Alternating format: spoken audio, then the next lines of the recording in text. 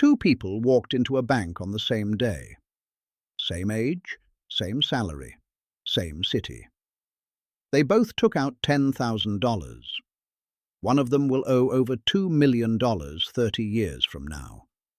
The other one will have received $174,000. Same starting point, completely opposite outcomes. What's the difference? One decision. And today I'm going to show you exactly what that decision is, and why banks are very careful never to explain it to you. Right now, while you're watching this video, your bank is making money off you. You're awake? The bank is working. You're asleep? The bank is still working. You're on vacation? The bank doesn't care. It just takes. It doesn't need your permission. It doesn't need you to do anything. And the mechanism it uses is the exact same one that can make you rich. The only difference is which side of the equation you're standing on. That mechanism has a name. It's called compound interest. And it is either the most powerful tool you will ever use, or the most efficient wealth destruction machine working against you every single day. So before we look at the numbers, and trust me, the numbers are going to hurt, I need you to answer one question. Which side are you on right now? Hold that thought. We'll come back to it. Let me explain how compound interest actually works, because most people think they understand it, and most people are wrong.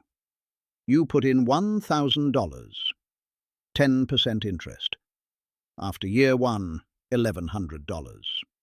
You made $100. Simple. But here's where it gets different from regular interest. In year two, the bank doesn't calculate 10% on your original $1,000. It calculates 10% on $1,100. So now you make $110.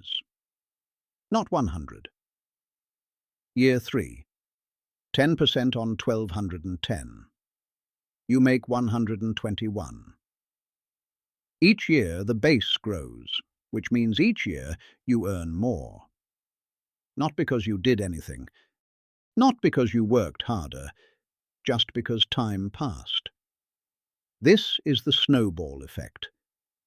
Except the snowball is made of money, and it rolls downhill whether you're watching it or not. Now here's what nobody tells you at the bank counter. That same snowball, it rolls in the other direction when you're in debt. Let's run the real numbers. You borrow $10,000. Standard consumer loan. 20% interest per year. Totally normal, totally common, completely catastrophic. Year 1. Your debt is $12,000. You haven't missed a single payment. You're being responsible. Your debt is $12,000. Year 5. $24,883. You're paying every month. Your debt is almost $25,000. Year 10. $61,917. 6 times what you originally borrowed, every single month. You paid. But here's the part that will make you stop and stare at the screen. Year 30. $2,373,763. From $10,000. In 30 years. Because the bank doesn't just charge you interest on what you borrowed. It charges you interest on the interest. And then interest on that interest. And so on. Forever. Until you stop it. You're not paying off debt. You are paying rent to the bank for the privilege of being in debt. Every month you pay the minimum. You're treading water in a river that flows uphill. Now, let's flip it. Same $10,000. Same 30 years. But this time, you're on the right side. You invest $10,000 in an index fund, S&P 500. Historical average return, approximately 10% per year. Year 1, $11,000. Year 5, 16,105. Year 10, 25,937. Year 20, 67,275. Year 30, $174,494. You did nothing. You made one decision 30 years ago, and compound interest did the rest. Now put both numbers side by side. 10,000 in debt at 20%. After 30 years, you owe $2,373,000. 10,000 invested at 10%. After 30 years, you have $174,000. The difference between these two outcomes is over $2,500,000. Same person, same starting amount, same 30 years. Different sign on the equation, plus or minus. That's it. That's the whole secret the financial industry doesn't advertise. Let me bring this to real life so you can't say this is just theory. Meet Anton. He's 25 years old. He wants a new phone. It costs $1,000. He doesn't have the cash, so he takes it on credit. 2-year plan, 30% total markup. Monthly payment feels manageable. So he does it. Every month, that payment goes to the bank. Meanwhile, Anton's credit score goes up. He feels financially responsible. But here's the math Anton didn't do.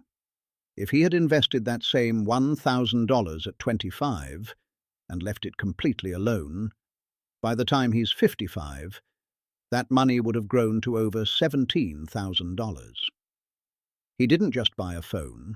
He bought a phone and sold $17,000 of his future.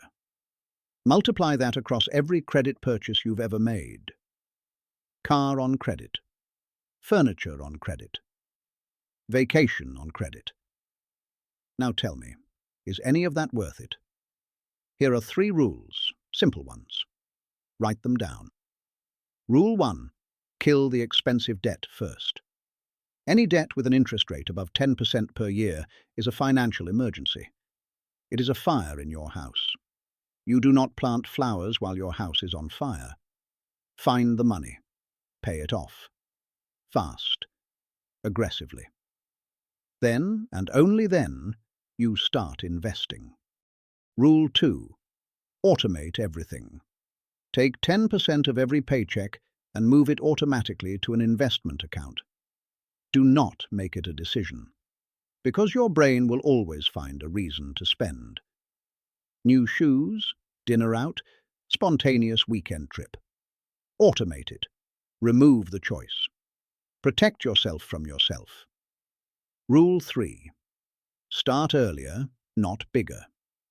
Someone who invests $1,000 a month starting at age 25 will have more money at 65 than someone who invests $2,000 a month starting at 35. Even though the late starter puts in twice as much money every month, the early starter wins. Every time. Because time is the one resource you cannot buy back. You can earn more money. You cannot earn more time. Now, I already know what you're about to say, but I already have debt. Is it too late? No. And here's why. The same compound interest that has been destroying your net worth will immediately start building it the moment you switch sides. Think about it this way. If you were going to spend 10 years paying off a loan, but you find a way to do it in 3 years instead, you just gave yourself 7 extra years of compound growth. 7 years where your money doubles instead of your debt doubling. That is potentially hundreds of thousands of dollars in your retirement account. Because of 7 years. Because of one decision.